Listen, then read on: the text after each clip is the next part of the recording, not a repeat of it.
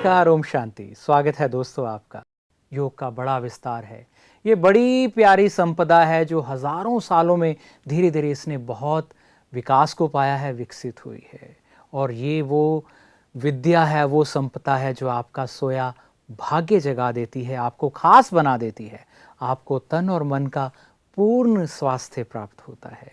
भारत को योग की दृष्टि से सब देखते हैं। भारत ने ना जाने कितनी संपदा पूरे विश्व में दी है। यहाँ की स्वर्णिम संस्कृति से ना जाने विश्व ने क्या क्या पाया है, और उसमें से एक सबसे खास और अमूल्य निधि है, वो है योग। और हमारे बीच योग के कुछ खास पहलुओं को बताने के लिए, कैसे हम एक्सरसाइज के साथ साथ यदि विचार शक्ति को भी जोड़ दें तो उससे कई गुना लाभ हो सकता है, वो बताएंगे हमारे बीच विश्व विख्यात डॉक्टर गिरीश पटेल जी, जो कि साइकोथेरेपिस्ट हैं, मुंबई से हमारे बीच पधारे हैं। अक्सर आप उन्हें टेलीविज़न में देखते हैं, लेकिन आज कुछ नवीन ढंग से कैसे हम योग का लाभ ले सकते हैं अपनी निजी ज़िंदगी में। हम कितने भी बिजी हैं, लेकिन कुछ वक्त निकाल कर थोड़ा ध्यान और एक्सरसाइज को यदि कंबाइन कर दे तो अपने जीवन को बड़े आनंदमय यात्रा बना सकते हैं। तो आइए करते हैं उनसे मुलाकात आज इस योग रहस्य में। तो डॉक्टर साहब, स्वागत है आपका स्टूडियो में। नमस्कार। और डॉक्टर साहब के साथ साथ हमारे बीच हैं अनायका चांद जी, जो कि मुंबई से यहाँ पधारी हैं। आप बहुत अच्छी फैशन डिज़ाइनर हैं, डांसर हैं, बहुत व्यस्त रहती हैं मुंबई शहर में, और बहुत सारे इनके प्रश्न हैं, योग के गहराइयों को ये और जानना चाहती हैं। हम मिलकर डॉक्टर साहब से इस विषय के बारे में और जानकारी लेंगे। पहले मैं अनायका जी का स्वागत करता हूं कि आपका स्टूडियो में स्वागत है। ओम शांति। तो आइए शो को आगे बढ़ाते हैं, चलते हैं डॉक्टर साहब के पास। मैं डॉक्टर साहब जानना चाहूँगा कि योग की शुरुआत कब हुई, कैसे इसकी ज़रूरत पड़ गई? बिल्कुल, बहुत अच्छा।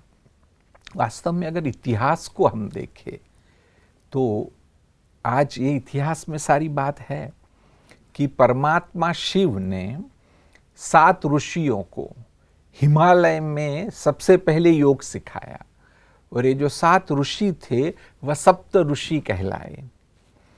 और ये जो ऋषि थे वो अलग अलग सारे विश्व में गए, कि मिडल ईस्ट में गए, फिर नॉर्थ अफ्रीका में गए, साउथ अमेरिका में गए, और कहते हैं कि अगस्त ऋषि भारत में रहे। उन्होंने भारत में योग को फैलाया जी। और भारत में योग बहुत ही फैला, तो जिसके कारण आज देखो तो ओरिजिन है, वह कहा जाएगा कि वो ओरिजिन भारत में है। भारत में है, क्योंकि जैसे जैसे जीवन शैली धीरे धीरे बदलती गई होगी, जैसे जैसे इसकी ज़रूरत महसूस की गई होगी। अगर कोई व्यापार शुरू करता है तो सारा दिन दुकान पे बैठा रहता है, कोई और कार्य करता है तो सारा दिन व्यस्त रहता है, सुनार सारा दिन झुक के गहने बनाता है, कुम्हार सारा दिन झुक के वो करता रहता है। तो जैसे जैसे जीवन शैली आगे आगे बढ़ती गई, हमें और ज़रूरी सामान की ज़रूरत पड़ती गई, तो महसूस किया गया होगा कि योग भी चाहिए साथ में, जो आपको तन से स्वस्थ रखे, मन से स्वस्थ रखे, और इन कार्यों के साथ साथ थोड़ी ऊंची शक्तियों से भी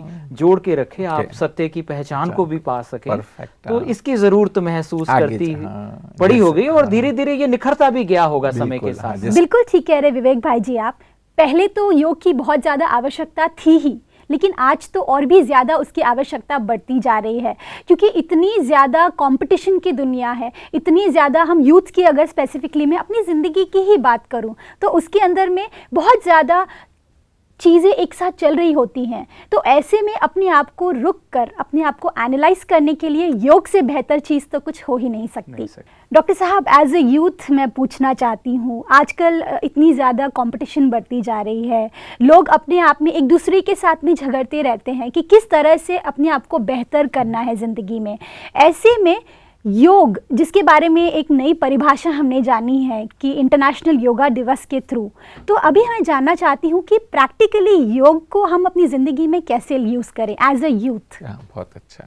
सबसे पहले तो विवेक भाई ने जो बताया मैं थोड़ा सा बताना चाहूँगा कि योग, जैसे कहा कि परमात्मा शिव ने 7 ऋषियों को सिखाया, लेकिन फिर उसके अवशेष मिलते हैं। वो शायद इतना कितना प्रसिद्ध था पता नहीं, परंतु आगे चल के जब पतंजलि मुनि ने अष्टांग योग की बात कही तो उसके बाद उसे एक सिस्टमैटिक शेप मिला, प्रॉपरली लोग उसको जानने लगे। फिर भी विवेकानंद ने और उसको कुछ अच्छा उसमें मोड़ दिया, और आज देखो तो सभी योग के बारे में चर्चा ही कहते अमेरिका में 3000 सेंटर है, योग के 3000 सेंटर है, और वो तो एक इंडस्ट्री है बहुत बड़ी। तो इसलिए सही अर्थ में इसको जाना जाए तो जीवन में बहुत लाभ हो सकता है। अभी आपके प्रश्न पे आते हैं। हाँ जी। ना कि आज तनाव बढ़ा है ना, यूथ भी टेंशन से ग्रसित है, हमारा जीवन बहुत ही फास्ट हो गया है, और एक बहुत बड़ी बात है कि आज हम एक्सट्रोवर्ट बने। मनोविज्ञान में जिसको कहते हैं कि लोकस ऑफ कंट्रोल वो अंदर नहीं है, हमारा लोकस ऑफ कंट्रोल बाहर है। कि ऐसे समय पर शायद सारे विश्व को आवश्यकता है कि योग को सही मायने में समझे और उसका हम अभ्यास करें। आज जो सबसे बड़ी बात वही है कि लोग ये समझते हैं कि हम थोड़े आसन करते हैं, कुछ प्राणायाम करते हैं और हम योग कर रहे हैं। जैसे फास्ट लाइफ है ना, लोग मिलते हैं, हाँ हो गया चलो अभी ऑफिस जाना है, मतलब इसकी जो पूर्ण तस्वीर है इससे कहीं ज्यादा है। सही नहीं, सही रूप में वास्तव में कुछ आसन करना, प्राणायाम करना वो योग नहीं है। बिल्कुल। शायद देखो तो योग प्रोटोकॉल में भी यही है जी, परंतु समझना पूरा ये चाहिए कि भी अगर जैसे आम तौर पर कहेंगे कि भी वो अष्टांग योग योग नहीं है, योग तो बहुत प्रकार के, फिर भी जो आमतौर पर बताया गया है उसको भी देखो तो वो बहुत गहरा है, सिर्फ आसन और प्राणायाम नहीं है। योग की अगर हम बात करें इसमें कई सारे प्रकार होते हैं। हम एज अ यूथ अगर मैं बात करूँ तो मैं कंफ्यूज हो जाती हूँ कि किसे ज़्यादा यूज़ करने से मुझे ज़्यादा फायदा होगा, या फिर इन सभी का बैलेंस रखना ज़रूरी है। वास्तव में तो उसका जो सार है वो तो पूरा समझना चाहिए जी। जैसे कहते हैं कि भी योग को 4 प्रकार से हम बांट सकते हैं जी। कि एक ऐसे कि जिसमें फिजिकल एस्पेक्ट्स है ना, फिर सेकंड जिसमें इंटेलेक्चुअल एस्पेक्ट्स है, तीसरा जिसमें इमोशनल एस्पेक्ट्स है, और चौथा जो है कि जिसमें एनर्जी की बात है, कि जो सूक्ष्म हमारी ऊर्जा है वह सूक्ष्म ऊर्जा की बात है।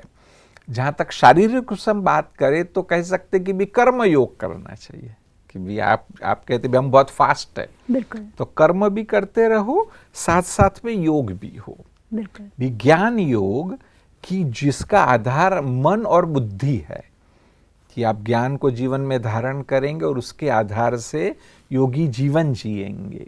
जी। तीसरा जिसको कहा भक्ति योग, कि जो लोग इमोशनल है ना, भावुक है, कि वह भक्ति के द्वारा भी परमात्मा तक पहुंच सकते हैं। अच्छा। और चौथा जिसको एनर्जी फील्ड कहा, कि भी क्रिया योग, कि हमारे में सूक्ष्म ऊर्जा है, आज विज्ञान भी उसे मानने लगा है, तो वह जो हमारी एनर्जी फील्ड है उसको सही करने में यह मदद रूप हो सकता है। परंतु जो आप पूछ रहे हैं कि भी समस्या है कि क्या करें इन सब में से, क्योंकि बहुत कुछ है, तो इसलिए ऐसी कोई एक सिस्टम करनी चाहिए कि जिसमें सबका सार समा जाए और एक व्यक्ति थोड़ा भी अभ्यास करे कि जो फास्ट लाइफ है वो भी हो, प्रोफेशनल सक्सेस भी उसे मिले, और साथ साथ में वो योग का भी अभ्यास कर पाए। बिल्कुल। डॉक्टर साहब, जैसे आपने बात की पतंजलि ऋषि जी ने इसको पूरा बद्ध किया कि कैसे ये किया जाना चाहिए, क्या उसमें सहयोगी हो सकता है योग में, तो हमें इसके बारे में थोड़ा और जानकारी दीजिए कि वो क्या है और कैसे उससे हमारा जो जीवन है बैलेंस हो सकता है। वास्तव में पतंजलि मुनि ने कुछ 193 पद लिखे हैं, है ना, एक प्रकार से छोटे छोटे हैं वो वास्तव में, और उसमें आप सारा देखो तो जो बातें हैं वह बातें इसी प्रकार की है कि भी स्वाध्याय कैसे करना है ना, मन का संतुलन किस प्रकार से रखना है, आपको डिटैच कैसे होना है। नहीं, अल्टीमेटली तो ये भी है कि भाई एक आपका जीवन है ना पूरा फ्रीडम वाला बने, कि योग है वो अल्टीमेटली हमको बांधता नहीं है, हमें फ्री करता है, तो है ना, मतलब सच्ची स्वतंत्रता देता है आपको, कि जिसको हम ब्रह्मा कुमारी में कहते हैं जीवन मुक्ति। हाँ बस, तो नहीं, जो जीवन मुक्ति की बात है वह उनके पदों में अल्टीमेटली है जी। और एक आश्चर्य की बात है कि उन्होंने 8 स्टेप्स बताए जी। जो 8 स्टेप्स है वह है यम, फिर नियम, तीसरा आसन, फिर प्राणायाम, 5वां है प्रत्याहार, फिर है धारणा, 7वां है ध्यान, और अल्टीमेट है समाधि की अवस्था। उन्होंने जीवन शैली को इतनी अच्छी तरह से, उस समय समझा होगा और आने वाले वक्त की जरूरतों को समझा होगा कि उन्हें उसको ऐसा रूप दिया ताकि वो सदा युगों तक जो है लोगों के काम आ सके। बिल्कुल सिस्टमेटिक है, सिस्टमेटिक एक एक स्टेप है। अगर आप देखेंगे तो यम और जुड़े हुए हैं ये एक स्टेप एक दूसरे से सब जुड़े और हुए एक के बाद एक है कि जैसे आप जूनियर केजी के बाद सीनियर केजी में जाएंगे, बिल्कुल, है ना। हाँ जी। तो ऐसे ही वह है। तो आप यम के बारे में बताने लगे थे। सबसे पहले यम की बात हाँ है जी। कि अगर आप यम को देखेंगे, आज लोगों को एक तो मालूम नहीं है। मैंने किसी को बोला कि भी योग में यम, तो कहते मैं यम हूं। तो लोगों को पता, क्योंकि बताया नहीं गया, क्योंकि यम कुछ और भी होता है। हाँ, उनको बताया नहीं गया है जी। वास्तव में आप देखेंगे तो यम में सबसे पहले शुरुआत यहाँ पर आती है कि अपरिग्रह, कि थोड़ा भी ज्यादा लोभ अपने में नहीं रखो। ओके, मतलब संतोष भरा जीवन हो जितनी जरूरत है। संतोष का भी उसमें, फिर नियम में संतोष की बात है। ओके, हाँ, यहाँ पर यह है कि भी थोड़ा सा नहीं कि भी आप जो मेरा नहीं है, लोभ को नहीं रखो। अब परिग्रह है तो उसका अर्थ ये हुआ कि जितनी जरूरत है मतलब बस उतना ही रखो।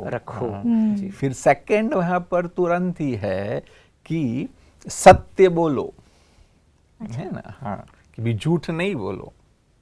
फिर अस्ते, भाई चोरी नहीं करो जी, ना। तो ये सब यम के अंदर हाँ, यम में ये जो थे। ओके, फिर यम में आगे चल के आते हैं ब्रह्मचर्य, है ना। चौथी बात है कि भी जिसमें सेल्फ कंट्रोल आए। और पांचवा है अहिंसा। तो देखो कितनी सरल सी सिंपल बातें हैं यम में।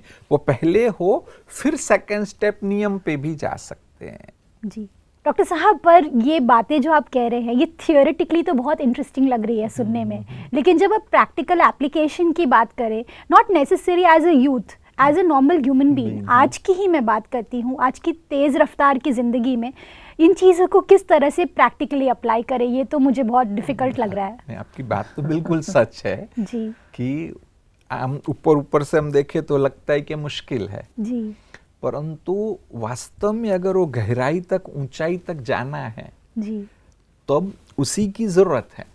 हम्म, जैसे अभी लोग ऐसा समझते हैं आज कि भी किसी भी तरह से कहे ना मीन्स इंपॉर्टेंट नहीं है, आप सफलता को प्राप्त करो, जी, है ना। परंतु वास्तव में वो गलत है। आप शायद सफल हो जाएंगे, ज्यादा पैसा कमा लेंगे, पोस्ट पोजीशन प्राप्त कर लेंगे, आप फैशन डिजाइनिंग में ये कोई बड़ी ऊंचाई पर पहुंच जाएंगे, हाँ जी। परंतु अंदर में स्ट्रेस होगा। पर डॉक्टर स्ट्रेस साहब, होगा तो वो बीमार होंगे। मैं समझ रही हूँ, ये भी मैं समझ रही हूँ कि इससे मैं बीमार भी होंगी और मेरे लिए ये हानिकारक भी है, पर मंजिल तो सबसे अल्टीमेट एम है जिंदगी का। आज अगर मैं one of the best fashion designers बन जाती हूँ तो ऐसे में जो सेटिस्फैक्शन मुझे मिलेगा वो तो सभी चीजों से ऊपर होगा। हाँ, तो वो तो वही तो मेन एम है, तो इसमें क्या गलत है? हाँ, नहीं गलत तो बिल्कुल नहीं। जैसे भी आप कहते हैं कि भाई ये सब कोई भी मीन्स में अपनाऊं जी, कि जितना जल्दी हो सके सबसे फेमस फैशन डिजाइनर बन जाऊं, बिल्कुल, तो होगा क्या कि एक तो सारी प्रक्रिया में आप टेंशन में जी रहे हैं, है ना, वो तो है, कंफ्यूज है, टेंशन है, टांग खींच रहे हैं, बहुत कुछ होता है। करेक्ट, और फिर जब वहां प्राप्त करेंगे तब लगेगा अरे पीछे तो बहुत कुछ टेंशन था। और True. आज सफलता के लिए भी मनोविज्ञान में माना गया है कि हार्डवर्क इंपॉर्टेंट नहीं है, स्मार्ट वर्क इंपॉर्टेंट है। ये कहते हैं हार्ड वर्क इंपॉर्टेंट नहीं है, शार्प वर्क इंपॉर्टेंट है। जी बिल्कुल, कहते हैं हार्ड वर्क जरूरत नहीं है, टीम वर्क जरूरत है। बिल्कुल, मैं आज ये तो समझ गई हूँ कहीं ना कहीं कि अगर हमें आगे बढ़ना है तो एक तरीका अपनाने की ज़रूरत है, ज़िंदगी को एक रूटीन में लाने की ज़रूरत है, जिसमें योगा थोड़ा सा अगर हमने ऐड ऑन कर दिया तो ऑटोमेटिकली हमारा जो पहिया है वो सही तरह से हाँ, चलने और ये लगेगा। भी कि ऐसा नहीं कि भी सिर्फ योग आसन किए, हाँ जी, बातों के यम में ये जो सरल सरल सी बातें बताई गई है, Values कोई बताई चोरी बहुत नहीं अच्छी। करनी हाँ है, नहीं झूठ नहीं बोलना है। आप देखिए अनायका बहन, आप भी मुंबई की हैं, डॉक्टर साहब भी मुंबई के हैं, ये अच्छी वैल्यूज को लेकर अच्छे सक्सेसफुल डॉक्टर बन गए हैं। बिल्कुल, तो आप अगर इन वैल्यूज को, सत्यता, हिंसा, जो सब बताए, इन सबको साथ लेके चलती हैं तो बहुत अच्छी आप फैशन डिजाइनर बड़ी मशहूर बन जाएंगे, विश्व विख्यात हो सकती हैं। वाह, और एक this is तो आपके सामने एग्जाम्पल है। सेटिस्फेक्शन भी होगा, बिल्कुल बिल्कुल, हमारा ऑरा अच्छा होगा। जी, ये चीजें लेकर चलने से एक अपनी शक्ति पैदा होती है। आज जो कई इन्होंने बार हम values किसी के बताई पास हैं। जाते हैं ना, तो भी लोग कहते हैं कि भी व्यक्ति सिंपल है, उसने कपड़े सिंपल से पहने, जी। फिर भी हमें वो व्यक्ति आकर्षित करता है।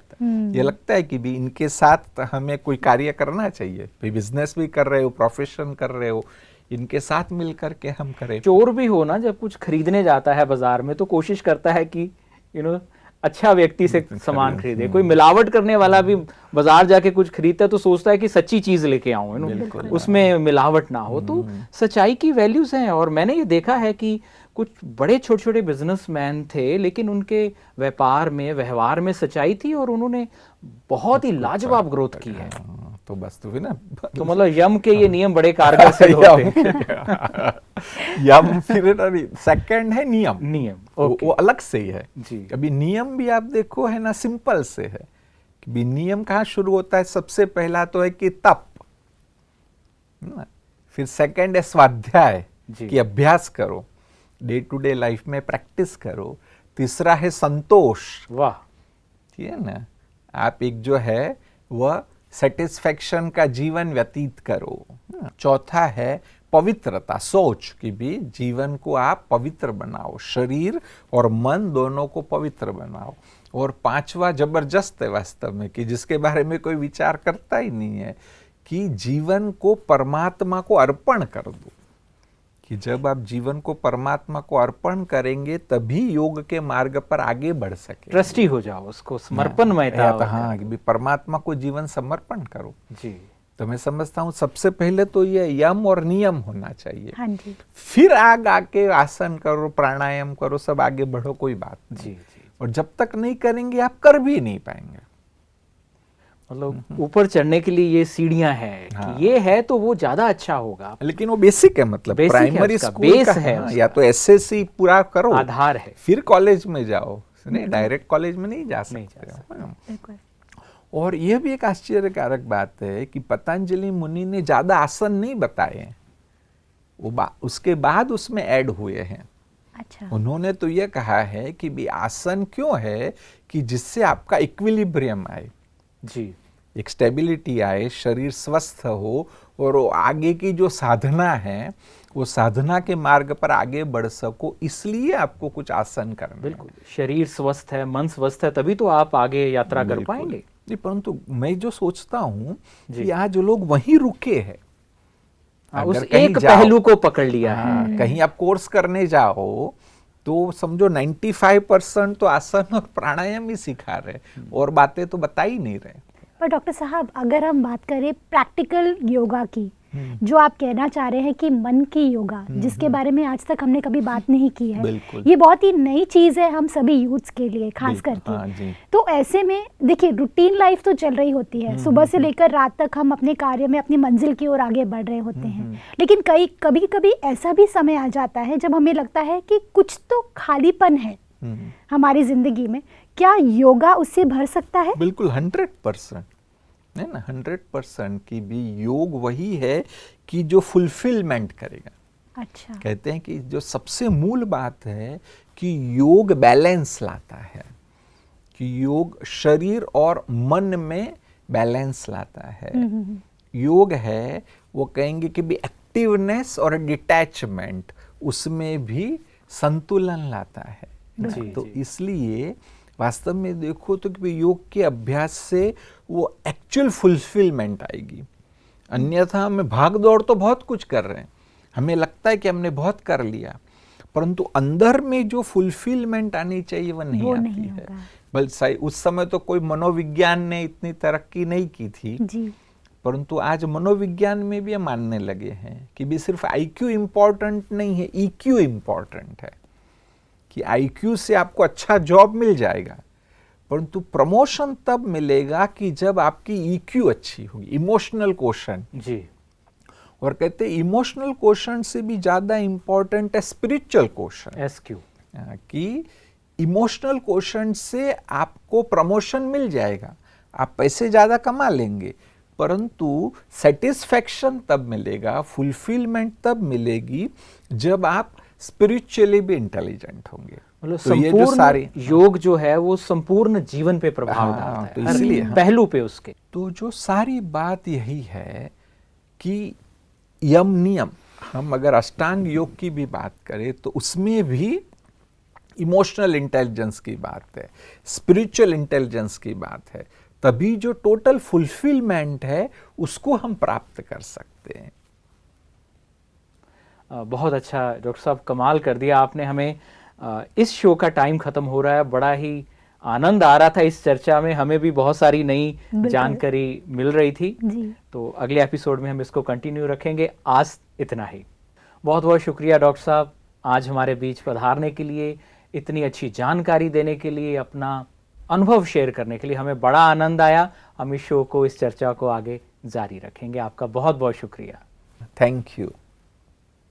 और अनायका जी, आपका भी बहुत बहुत शुक्रिया। इतनी व्यस्त ज़िंदगी में आप समय निकाल कर यहाँ पधारी हैं और योग के माध्यम से हम सब आगे और डॉक्टर साहब से लाभ लेते रहेंगे।